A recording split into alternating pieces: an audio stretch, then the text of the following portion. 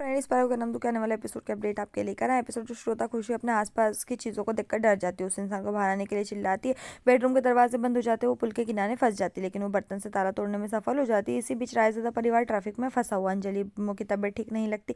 पायल उसे कुछ जूस देने की कोशिश करती है, लेकिन मनोरमा उसे मना कर देती। नानी सोचती उन्हें घर लौट जाना चाहिए।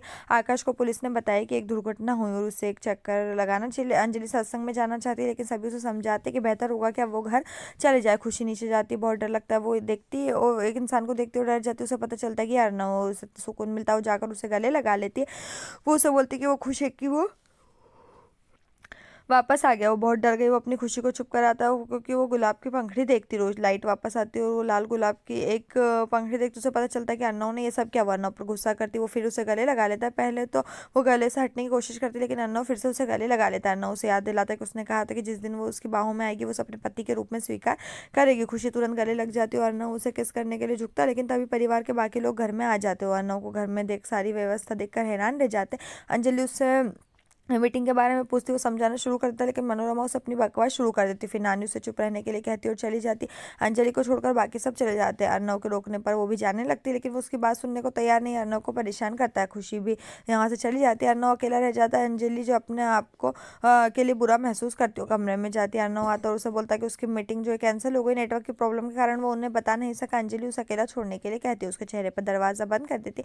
अर्नव उसे दरवाजा खोलने के लिए कहा और फिर से खुद को समझाने लगता है, लेकिन अंजलि उस पर भरोसा नहीं करती और उसे अकेला छोड़ने के लिए कहती। उसके पास कोई ऑप्शन नहीं बचा, वो चला जाता। अंजलि फिर से अपना दरवाजा बंद कर लेती है। अर्नव आकाश से कहता है कि अंजलि को दवाई खिला दे, क्योंकि वो उसकी बात नहीं मानेगी। आकाश उसे टेंशन नहीं करने के लिए कहता और अंजलि के कमरे में जाता है। उसे दरवाज़ा खोलने के लिए कहता है। पायल अंजलि के लिए कुछ दूध लाती है और बोलती है क्या वो मदद कर सकती, लेकिन आकाश ने उसे झिड़क दिया और अंजलि के दरवाज़ा पीटना शुरू कर दिया। पायल को चोट लगती है, वो चली जाती है। अंजलि दरवाज़ा खोलती है, लेकिन आकाश से बात नहीं करती। मनोरमा आकाश की मदद के लिए आती है और अंजलि को दूध देती है। आकाश उससे दवा लेने के लिए कहता है, लेकिन वो कहती है कि उसका मन नहीं है, वो इसे बाद में लेगी। मनोरमा और आकाश उससे बात करने की कोशिश करते, लेकिन वो कहती है कि वो कुछ भी नहीं सुनना चाहती और दोनों चले जाते हैं। अर्नव आकाश से दवा के बारे में पूछता है, लेकिन मनोरमा कहती है कि वो अकेला रहना चाहती है। आकाश को लगता है कि उन्हें फिलहाल अंजलि की इच्छा का सम्मान करना चाहिए। अन्नू को बुरा लगता है। पायल कमरे में आकाश का डिनर लेकर आती है।